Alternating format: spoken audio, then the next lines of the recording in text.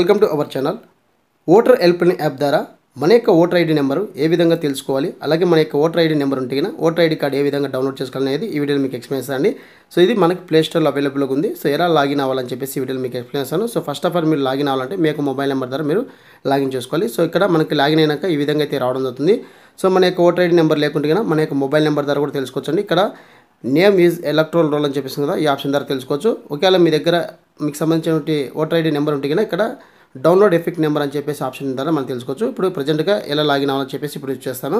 So ఇక్కడ మనకి నేను లాగౌట్ అయితే అయ్యానండి. సో ఇక్కడ లాగిన్ మీద క్లిక్ చేస్తున్నాను.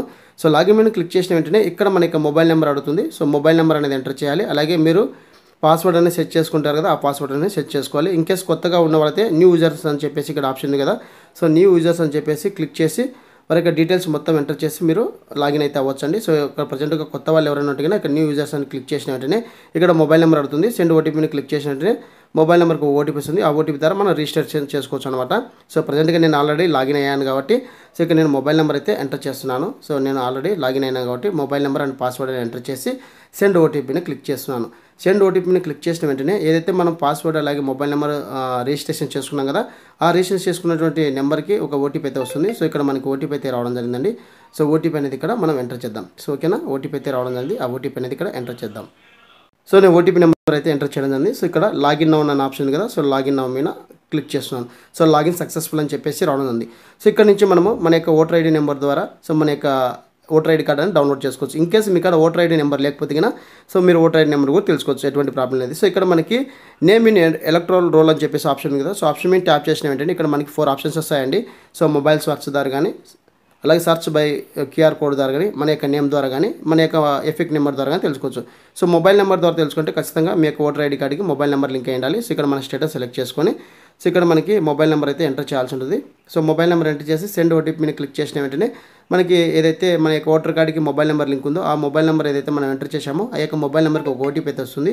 ఆ ఓటీపీ అనేది ఇక్కడ మనం ఎంటర్ చేయాలి. సో ప్రజెంట్కి ఇప్పుడు మనకి ఓటీపీ అయితే రావడం జరిగిందండి. సో నేను ఓటీపీ మీద ట్యాప్ చేస్తున్నాను. సో ట్యాప్ చేసి ఇక్కడ నేను కాపీ చేస్తున్నాను. సో కాపీ చేసి ఇక్కడ నేను సో ఎంటర్ చేయడం జరిగింది. ఎంటర్ చేసి సెర్చ్ చేసిన వెంటనే మన యొక్క ఓటర్ ఐడి డీటెయిల్స్ మొత్తం మనకి ఈ విధంగా సింపుల్గా అయితే రావడం జరుగుతుంది. సో ఇక్కడ నుంచి మీరు ఈ ఓటర్ ఐడి నెంబర్ ద్వారా మీరు సింపుల్గా మీ యొక్క ఓటర్ ఐడి కార్డ్ అనేది మీరు డౌన్లోడ్ చేసుకోవచ్చు. ఓకేనా. సో ప్రజెంట్కి ఇప్పుడు నేను ఓటర్ ఐడి నెంబర్ ద్వారా ఇప్పుడు ఏ విధంగా ఓటర్ కార్డ్ డౌన్లోడ్ చేయాలి ఇప్పుడు మనం చూద్దాం. సో నేను మరొకసారి బ్యాక్ వచ్చేస్తున్నాను. సో బ్యాక్ వచ్చేసి ఇక్కడ మనకి డౌన్లోడ్ ఎఫెక్ట్ అని చెప్పేసి ఉంది కదా, సో ఇక్కడ క్లిక్ చేసిన వెంటనే మనకి 2 ఆప్షన్స్ చూపిస్తాయండి.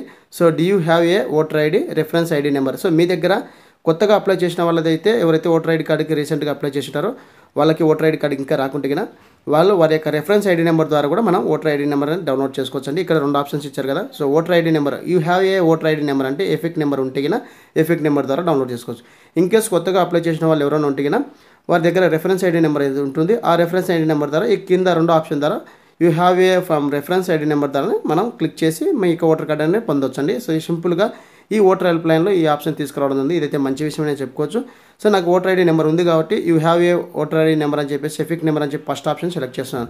సెలెక్ట్ చేసిన వెంటనే ఇక్కడ మనకి ఎంటర్ యువర్ ఎఫెక్ట్ నెంబర్ అంటే మన యొక్క ఓటర్ ఐడి నెంబర్ ఎంటర్ చేయాలి.